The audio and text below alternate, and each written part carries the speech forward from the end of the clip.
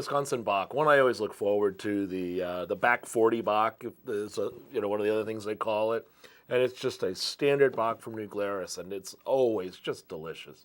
So I saw that it was just out. It always comes out this time of year. Bocks are traditional at the Lenten season.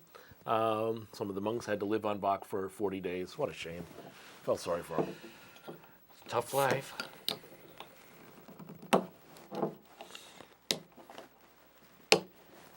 Come on. There we go. Woohoo!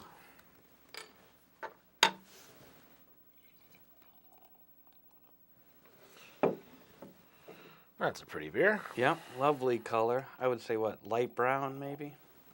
Not quite copper, but actually kind of a brown color to it, wouldn't you say? Mm-hmm.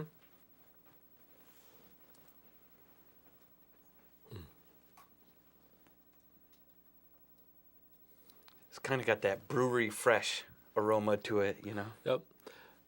And as you get into the Bocks and the stronger lagers, it's not unusual, and it doesn't usually, especially as they get a little bit stronger, this has just a hint of bubblegum or the circus peanut, but it's just a little bit behind it. And it's a way to notice some of lager yeast that's been pushed up the alcohol ramp just a little bit. You often pick up a little of it, and I used to remember what it was called, but I don't. Do you remember? Oh, the chemical you're talking about? Yeah. Yeah, I don't know off the top of my head.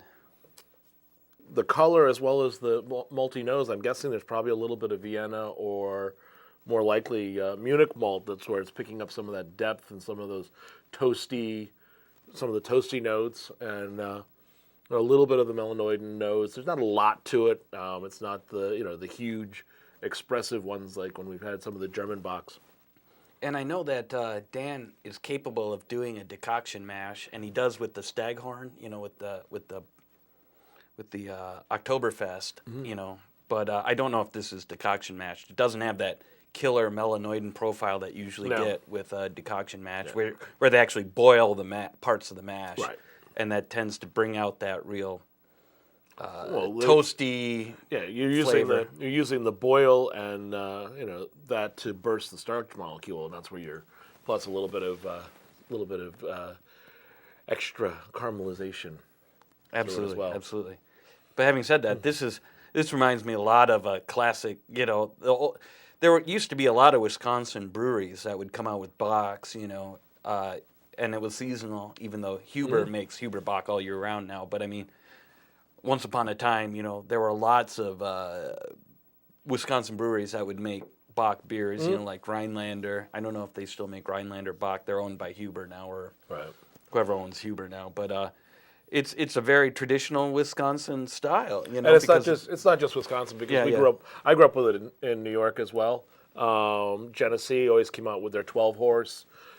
Schmitz out of Philadelphia put out a Bock. I don't remember if Utica Club put out a Bock or not, but there was always the story that those Bocks were the dregs of the fermenters at the end of the season. That couldn't be further from the truth. But what it really was, it was probably the bottom of the grain silo back before malt was stored and available all year round. You would use up the end of it, and that's why they tended to be maltier, because the hops were long since gone, but you still had the malt, and you would just get rid of the malt, and then you couldn't brew for the summer months because there wasn't the refrigeration, and they would get the long aging period, both the Marzens as well as the Bocks. Yeah, back in Germany, they actually didn't. It was illegal to brew in the summer, once upon a time.